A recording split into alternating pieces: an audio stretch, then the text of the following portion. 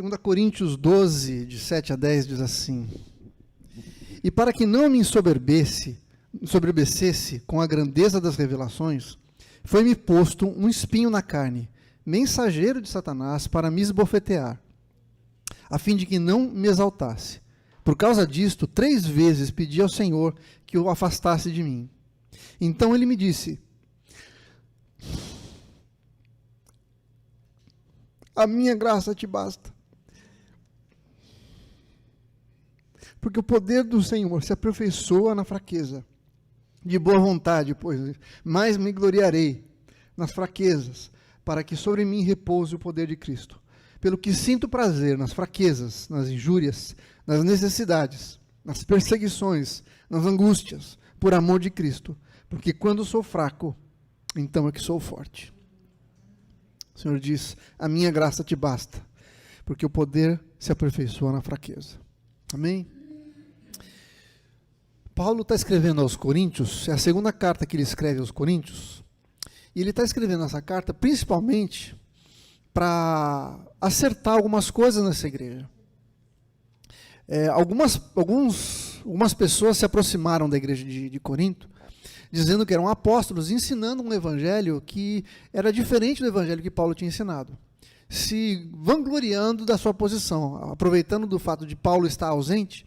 Eles começaram a falar: não, Paulo é mais ou menos, eu é que tenho a revelação de Deus. E começou a ensinar a igreja de maneira errada. Por causa disso, Paulo fica sabendo, e ele se apresenta para a igreja falando assim: ó, eles estão se gloriando, eu tenho motivo para me gloriar. Eu não quero fazer isso porque isso não traz benefício nenhum. Mas se alguém pode se gloriar, eu posso me gloriar. E aí ele fala de uma revelação que ele havia recebido de Deus, 14 anos antes, um pouquinho antes nesse texto. Ele fala dessa revelação, ele fala de um homem, ele nem fala que é ele, mas claramente a gente percebe no texto que ele está falando de si próprio. Um homem que foi levado ao terceiro céu e recebeu uma revelação de Deus tão poderosa que era algo que não podia nem se falar. Era tão grande que ele não ousava nem contar para as pessoas aquilo que ele havia recebido. E aí ele diz que por causa dessa revelação, ele então, para que ele não ficasse ensoberbecido, não ficasse se achando uma pessoa muito importante, muito diferente, muito poderosa, foi dado para ele um espinho na carne. E aí ele explica que esse espinho era um mensageiro de Satanás que vinha para esbofetear Paulo.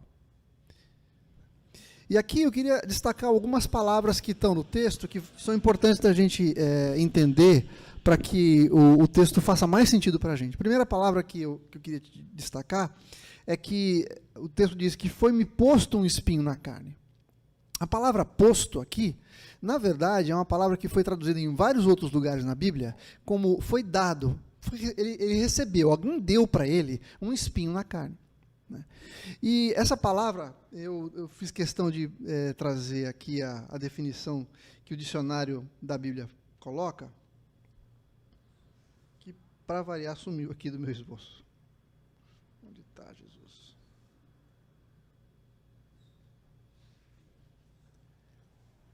Não tem problema, eu vou lembrar.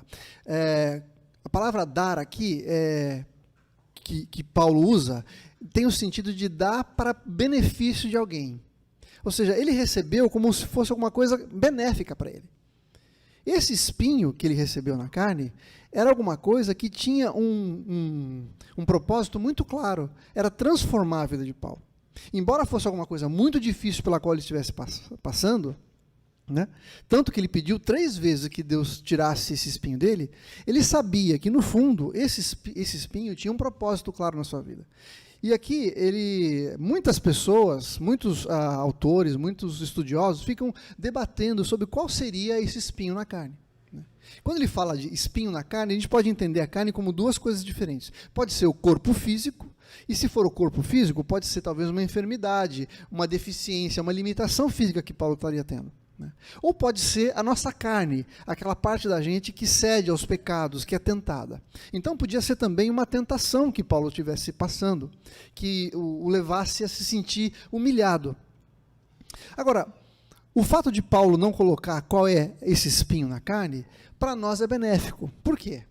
Porque talvez você ouvisse ele falando assim, o meu espinho na carne era uma limitação física. Eu mancava, por exemplo, eu tinha dificuldade de andar. E aí você fala assim, você ia ler aquilo lá e fala assim, eu não tenho essa dificuldade, talvez não seja comigo que ele esteja falando. Ou se ele colocasse a tentação, talvez, pela qual ele estivesse passando, você podia falar assim, mas eu não me identifico com isso, então acho que não é comigo que ele está falando. Mas como ele não deixou claro qual era o problema que ele estava vivendo, cada um de nós pode se enxergar nesse texto de Paulo. Quem de nós não tem um espinho na carne? Quem de nós não tem uma pedra no sapato? Quem de nós não está passando por um deserto? Quem de nós não está passando por uma dificuldade, uma tribulação, uma provação? Então, qualquer um de nós pode olhar para esse texto e se identificar com o que Paulo está falando. Essa dificuldade, esse espinho que ele estava passando, foi dado, então, com um propósito. A palavra dá a ideia de que quem deu tinha a intenção de que essa coisa fosse boa para a pessoa, para quem está recebendo. Muito embora fosse alguma coisa complicada. E quando a gente fala espinho, não é espinho de uma rosa, por exemplo, tá, gente? Não é aqueles espinhos que a gente vê, não é a mesma palavra usada para o espinho que estava na coroa de espinhos de Jesus. É uma farpa, alguma coisa que entra no seu corpo, um pedaço de madeira que te machuca mesmo, né? Então, essa é a segunda palavra que eu queria falar com você. Posto, a palavra posto que aqui pode ser traduzido como dado, foi alguma coisa que ele recebeu. A outra palavra que eu queria destacar aqui é esbofetear. Quando você pensa em esbofetear, eu sempre pensei nisso, não sei você. Lembra em novela, você via alguém dando um tapa na cara da pessoa, né? Aquela mulher ficou chateada com o que o cara fez e dá um tapa na cara dele. E quando você usa essa metáfora, talvez não seja alguma coisa tão forte para a gente, não faça tanto sentido, não seja uma coisa que fala assim, Paulo, você está reclamando de barriga cheia, não é tão ruim assim. Mas a palavra esbofetear aqui é dar um soco de mão fechada. Então dá um murro mesmo. Ele era esmurrado por esse mensageiro de Satanás. Ele sofria, era uma coisa que trazia muito sofrimento para Paulo. Era uma coisa pesada. Então, o que a gente vê aqui é que Paulo estava passando por uma situação muito difícil. E quando ele pede para Deus tirar isso dele, ele não está pedindo à toa, ele não era um cara fraquinho. Paulo era uma pessoa que passou por naufrágios, ele foi apedrejado, ele foi açoitado, ele foi injuriado, ele foi perseguido. Então, quando ele está pedindo isso aqui, não é porque ele era mole, é porque era alguma coisa muito complicada na vida dele. E o que eu quero mostrar para você é que esse espinho na carne, então, tinha um propósito muito claro na vida de Paulo. E ele deixa claro que ele não se ensoberbecesse. Na verdade, esse espinho, essa tribulação pela qual ele estava passando, era alguma coisa que, embora fosse um mensageiro de Satanás, é alguma coisa que Deus permitiu. Em outras palavras, Deus enviou esse mensageiro. Deus permitiu que esse mensageiro atentasse contra o fundo, protegê-lo. Deus queria, no fundo, abençoar a Paulo. E isso que eu queria mostrar para você hoje, que muitas vezes as situações difíceis pelas quais a gente passa, você pode chamar de deserto, você pode chamar de provação, você pode chamar de espinho na carne, pedra no sapato, ou qualquer coisa desse tipo. São oportunidades de Deus para nos transformar, para nos guardar. Nesse caso, Paulo estava sendo guardado de se ensoberbecer. Porque quando ele se ensoberbece, ele acha, isso acontece com a gente, quando a gente começa a ver que as coisas estão dando bem para a gente, quando você começa a achar que você é o cara, que você consegue fazer, o que acontece? Você confia no seu braço. Você deixa de depender do Senhor. E Deus queria que Paulo não deixasse de depender dele. Embora Paulo fosse uma pessoa extremamente preparada. Ele era um jovem que era, na sua idade, ele era alguém preparado para assumir posições grandes dentro da religião que ele pertencia, dentro do judaísmo. Ele era um doutor na lei, ele conhecia muito a palavra de Deus. Então, ele podia falar assim, não, eu sei, eu sou um cara, ele fala que ele é da tribo de Benjamim, hebreu de hebreus, né? Ele era um judeu autêntico, ele tinha todas as características para ser uma pessoa de liderança. E quando ele recebe essa revelação de Deus, o risco dele se perder era muito grande. Por isso que Deus permitiu que ele fosse colocado numa situação onde ele fosse humilhado. Então, o espinho vem muitas vezes para nos guardar de algo que a gente pode se desviar do Senhor. O espinho também pode ser algo que vai nos preparar para uma batalha. vai nos treinar, vai nos ensinar coisas. Assim como aconteceu com José, por exemplo. José era um homem que tinha muita sabedoria de Deus, tinha revelações, tinha sonhos de Deus, mas precisava ser treinado. E quando ele é vendido como escravo, ele começa a ser treinado por Deus. Quando ele é preso, vai para a prisão, ele é treinado por Deus naquela situação. Existe um exemplo muito interessante também, que está lá em Êxodo, capítulo 31, que é um homem chamado Bezalel. Bezalel era um artista, era um artífice, era um escultor, uma pessoa que sabia mexer com as mãos. Ele fazia obras de tecido, de escultura, de pedras preciosas. E Deus chamou Moisés, quando tirou o povo do Egito, chama Moisés lá no capítulo 19 de Êxodo, leva ele para o Monte Sinai e começa a falar sobre a lei. Começa a falar também como que seria o tabernáculo que deveria ser construído.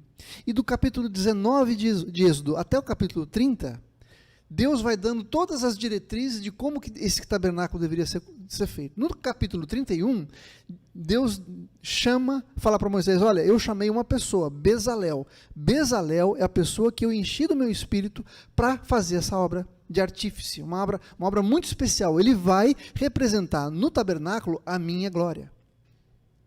E aí o texto diz que Deus chamou Bezalel pelo nome. Foi um chamado muito específico, que Deus deu para uma pessoa. Diz que encheu a pessoa, Bezalel, do Espírito de Deus, para que ele pudesse cumprir a sua obra. Agora, o que eu quero te dizer é o seguinte: Bezalel era uma pessoa que era habituada a trabalhar com arte, com escultura, ele tinha essas habilidades. Agora, vamos fazer uma perguntinha interessante. Aonde você acha que Bezalel aprendeu a fazer o que ele fazia? Onde ele estava quando ele aprendeu a fazer o que ele fazia? Ele estava no Egito, ele era escravo. Bezalel é um exemplo de alguém que foi treinado no Egito. No momento mais difícil da sua vida, ele foi treinado para fazer a obra de Deus lá na frente. Então, a obra de Deus, muitas vezes, para a gente poder fazer a obra de Deus, Deus nos prepara através de momentos como esse, de aflição, de espinho na carne, de deserto. Então, essas situações que muitas vezes a gente encara e são de fato difíceis e coisas que a gente quer se livrar, tanto que Paulo, mais uma vez, ele orou 3 vezes pedindo para Deus para que Deus o livrasse, fazem parte do propósito de Deus para a nossa vida. Deus não é um Deus sádico que fica colocando problema para a gente crescer. Não, Ele está cuidando da gente. Quando Ele coloca a gente em determinadas situações, é porque Ele está querendo fazer com que a gente cresça, que a gente aprenda a lidar com as situações, com as dificuldades da vida, que a gente seja guardado dos perigos que esse mundo muitas vezes impõe sobre nós. Quando Ele permite que essas coisas aconteçam, é porque Ele tem um propósito. E mais uma vez eu queria me referir a Romanos capítulo 8, versículo 28, que diz o seguinte: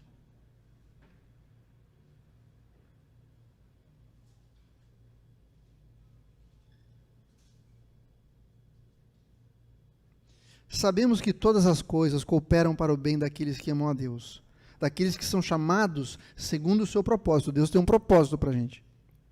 Porquanto aos que de antemão conheceu, também os predestinou, deu um destino, para serem conforme a imagem de seu Filho, a fim de que ele, Jesus, o seu Filho, seja o primogênito entre muitos irmãos. Então, todas as coisas que acontecem conosco têm um único propósito: nos tornar mais parecidos com Jesus. É formar o nosso caráter, é nos ajudar a viver uma vida de acordo com a vontade de Deus, a nos tornar pessoas que resplandeçam a imagem de Jesus e alcancem outras pessoas por causa do exemplo que está na nossa vida.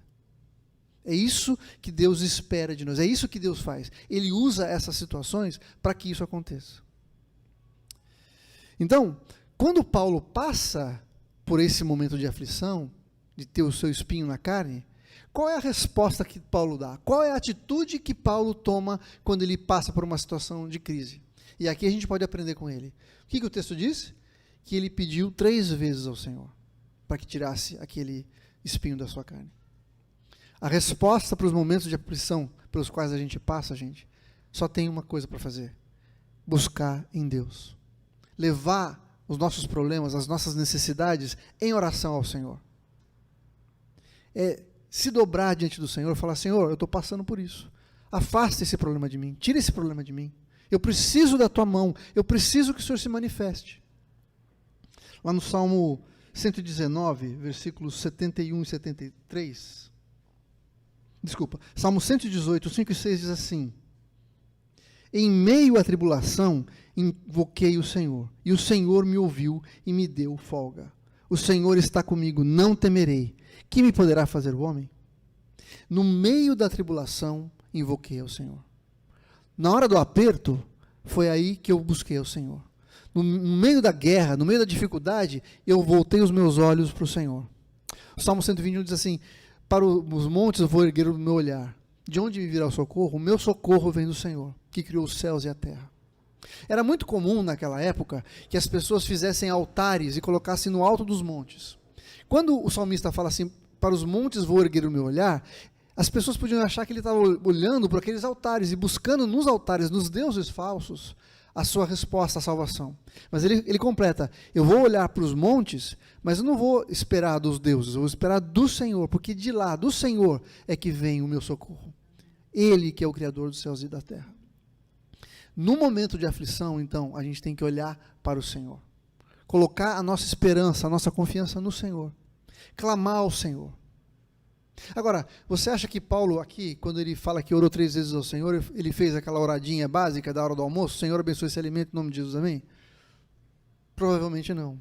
Ele se dobrou diante de Deus, clamou ao Senhor, e clamou ao Senhor, jejuou, clamou para que Deus fizesse alguma coisa na sua vida, chorou diante de Deus, clamou o nome do Senhor. E Deus responde: não. Aí ele vai lá de novo, faz a mesma coisa, continua pedindo ao Senhor.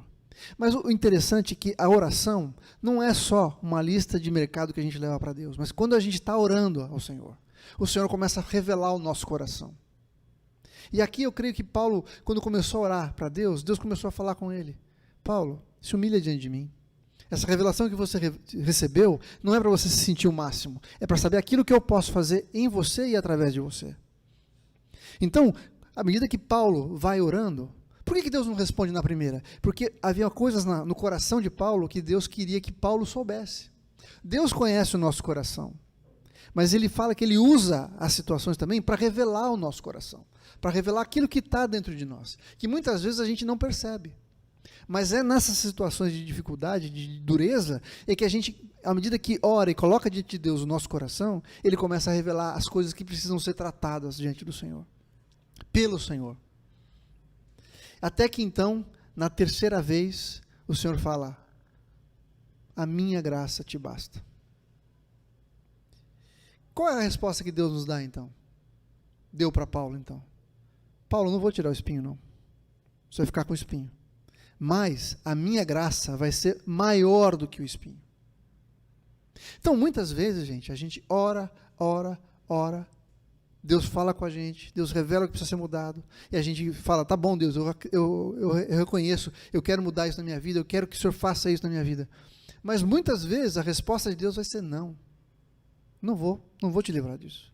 Eu vou estar com você durante esse problema. A minha graça te basta. Graça significa favor, bondade de Deus, favor imerecido. Graça significa a intenção, a inclinação de Deus a te abençoar. É a maneira como Deus faz com que as portas se abram para você. É a maneira como Deus age em sua direção, de forma que você seja abençoado. E o que Deus está falando, o que Jesus está falando para Paulo aqui é o seguinte: a minha graça, a maneira como eu trato você, a maneira como eu abro as portas para você, a maneira como eu te fortaleço é suficiente. Você não precisa que o espinho seja retirado, você precisa da minha graça. Isso é tão verdade que Paulo passa dessa necessidade de ser livre desse espinho para um novo momento, um novo patamar. E é engraçado porque ele começa a falar o seguinte: então ele disse: no versículo 8, no versículo 9, diz assim: de boa vontade, pois, mais me gloriarei nas fraquezas, para que sobre mim repouse o poder de Deus. É como se Paulo dissesse assim: Deus, quer dizer que se eu estiver em sofrimento, o Senhor vai derramar o seu poder sobre a minha vida? Pode vir para o sofrimento, não tem problema. Eu vou me alegrar no sofrimento. Senhor, eu tenho prazer nas minhas fraquezas. E aqui Paulo não está sendo masoquista, não. Ele está falando o seguinte: passar por fraqueza, por injúria, por necessidade, por perseguição, por angústia, isso não é fichinha, não pega no pé da bênção que é eu ter a sua graça sobre mim. Porque quando eu sou fraco, então eu sou forte. Quando eu não tenho nada para oferecer, é o poder do Senhor que atua na minha vida. Quando eu estou completamente no chinelo, quando eu não tenho nada para oferecer, não tenho mais nada, não tenho onde buscar forças, é aí que o Senhor vem e me sustenta e me levanta. E ele fala assim: é muito melhor ser assim. Eu vou me alegrar nisso. Eu posso ser fraco, não tem problema não, porque é o Senhor que me fortalece. Isso fica tão entranhado no coração de Paulo, que quando ele escreve aos Filipenses, no capítulo 4 de Filipenses, ele está recebendo uma oferta dos Filipenses para si. Ele está preso e recebe uma oferta lá da igreja de Filipos, uma oferta que vai sustentá-lo na sua prisão, né? E ele diz assim para eles, Filipenses 4, de 10 a 13, diz assim: alegrei-me sobremaneira no Senhor, porque agora, uma vez mais, renovastes a meu favor o vosso cuidado, o qual também já tinhais antes, mas vos faltava oportunidade. Digo isto não por causa da pobreza, porque aprendi a viver contente em toda e qualquer situação. Tanto sei estar humilhado, como também sei ser honrado. De tudo e em todas as circunstâncias já tenho experiência, tanto de fartura quanto de fome, assim de abundância como de escassez. Tudo posso naquele que me fortalece.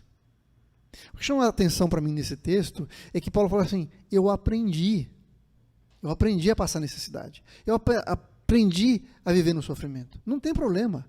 Eu recebi essa oferta de vocês e eu me alegro, porque isso vai ser bênção para vocês, inclusive. E é bom receber, não é verdade? Agora, Paulo está falando assim: eu aprendi. E a gente só aprende as coisas, gente, quando passa por elas. Uma coisa é você aprender na teoria. Uma coisa é você falar assim: Deus é bom. Alguém falar para você: Deus é bom. Mas o que o Salmo 34 diz? Provai e vede que o Senhor é bom. Um entendimento intelectual é diferente do entendimento prático. Você passar pela dificuldade e saber que o Senhor está com você ali, é quando você de fato aprende a depender do Senhor. É quando você vai de fato ter empatia com aquela pessoa que está sofrendo. Quando alguém perde alguma coisa, você fala assim: eu sei o que você está sentindo. Eu sei pelo que você está passando. Porque eu passei mais, o Senhor me sustentou. É isso que Paulo está falando. Eu sei, eu aprendi, eu tenho experiência. Eu posso passar por qualquer situação, porque eu sei que o Senhor me fortalece. É isso que ele fala: tudo posso naquele que me fortalece. E isso não é um versículo triunfalista, tá? Daquela coisa assim: não, vai dar tudo certo para mim. Não, eu posso comprar um carro. Não, eu posso casar com quem eu quiser. Não, eu posso conseguir aquele trabalho. Não, eu posso conseguir aquela promoção. Não é isso que o texto está falando. Eu posso todas as coisas naquele que me fortalece. Por causa da força que o Senhor Jesus me dá, eu posso passar pela crise, eu posso passar pelo desemprego, eu posso passar pela enfermidade, eu posso passar pela perda. Todas as coisas eu posso passar, porque Cristo me fortalece. Jesus é a força que está em mim. E eu tenho certeza que cada um de nós aqui tem motivos, e já passou por momentos assim, onde você não tem mais nada. Você fala assim: agora não tenho, não sei para onde ir. Estou perdido. Não tenho de onde tirar. Você já não usou essa expressão? Agora não tenho mais de onde tirar. Acabaram os meus recursos. Tudo que eu tinha já se foi. Como aquela mulher que tinha o fluxo de sangue. Ela perdeu tudo tentando ser curada. Até que ela chega até Jesus, toca nele. E ele, pela sua graça, pelo seu poder, cura ela instantaneamente. É isso que esse texto está falando. Você pode passar pela crise, você pode ter o espinho na carne, pode doer sim, e dói mesmo. Eu não estou aqui passando pano para nada não, para ninguém não. Dói, eu sei que dói. Mas a graça do Senhor Jesus te basta.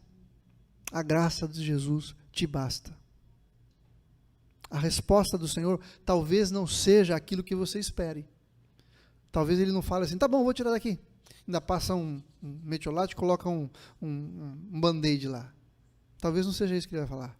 Talvez ele fale assim, vai ficar, mas eu vou estar com você. E isso é prova do amor de Deus, gente. É prova do amor de Deus.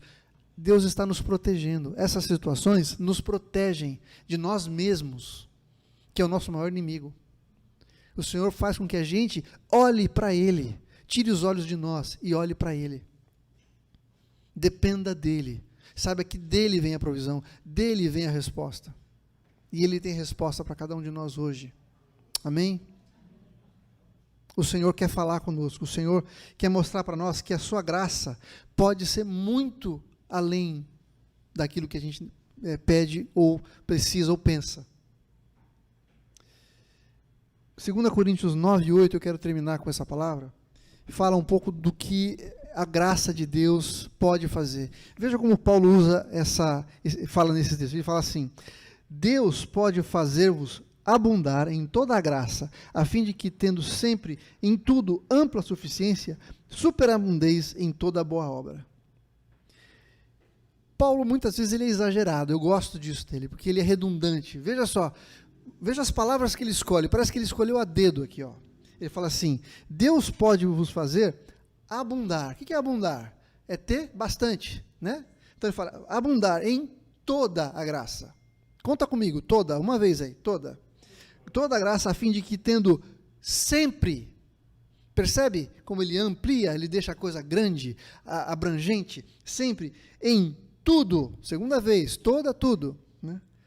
Ampla, o que é amplo? Grande, que alcança várias coisas. Suficiência, ou seja, os recursos que eu preciso. E superabundez. Antes ele falou abundar, agora ele fala superabundez, abundar muito. Deus tem muito. Em quê? Em toda boa obra. A graça do Senhor é derramada sobre nós, não para nós. Não para nós. E é isso que eu queria que você se lembrasse quando sai daqui hoje. A graça de Deus, a bênção de Deus, o poder de Deus, não pode ficar parado em nós. Ele fala que Deus pode fazer abundar em toda a graça, a fim de que, tendo sempre, em tudo, ampla suficiência, superabundeis em toda boa obra.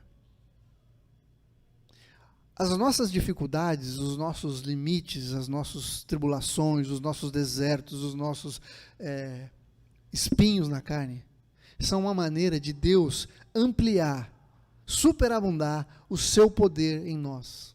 Graça é poder. Graça não é só um favor imerecido, não é só a salvação que nós recebemos, mas é um poder de Deus para a gente lidar com as questões da vida. Ele fala, a minha graça te basta, porque o meu poder cresce na fraqueza, se aperfeiçoa na fraqueza. Graça é poder. A graça não é uma coisa que você recebeu quando foi salvo e acabou. Graça é a renovação diária do poder de Deus na nossa vida, para lidar com todas as questões da vida, para lidar com todos os nossos inimigos, para lidar conosco mesmo, que muitas vezes nós mesmos somos os nossos inimigos, que nos impedem de experimentar a plenitude do poder de Deus na nossa vida. Deus tem graça para cada um de nós, e a graça tem um propósito, é abundar em toda boa obra. Tudo o que a gente vai fazer para glorificar o nome do Senhor, para implementar o reino de Deus na terra, para mostrar que nós somos discípulos de Jesus, testemunhas do poder de Deus, nós somos comprados, nós somos parte do exército do Senhor. Ele nos chamou com um propósito para a sua boa obra, para que sejamos a imagem de Deus na terra. Amém? Queria que você fechasse seus olhos.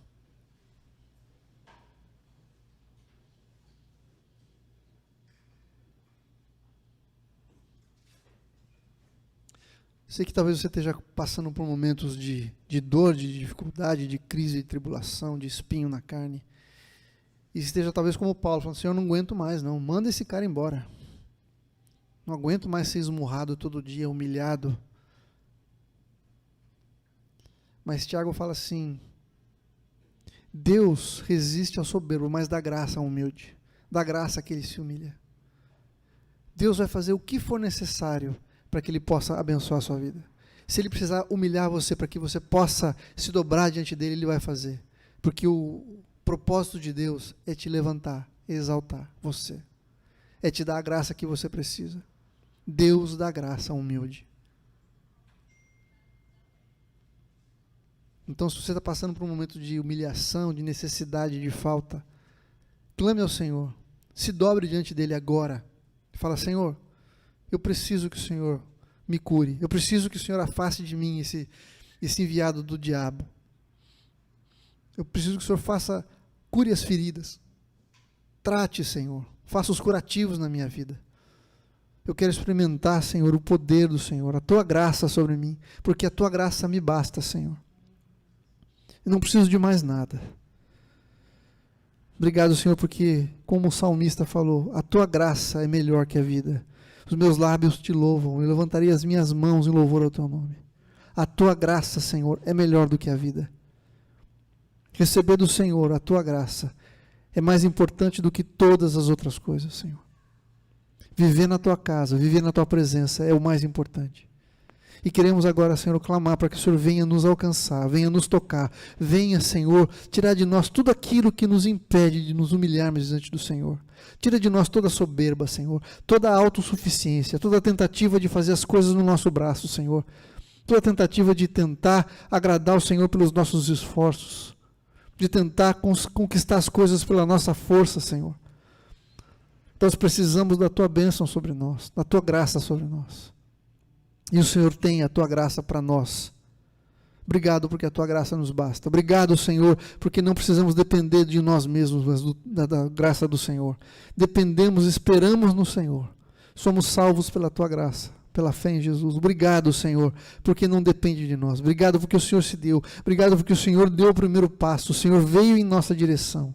Nós Te louvamos, Senhor, Te agradecemos, porque por nós mesmos nós teríamos fugido do Senhor. Mas o Senhor veio nos resgatar. Toca os corações aqui hoje, Senhor.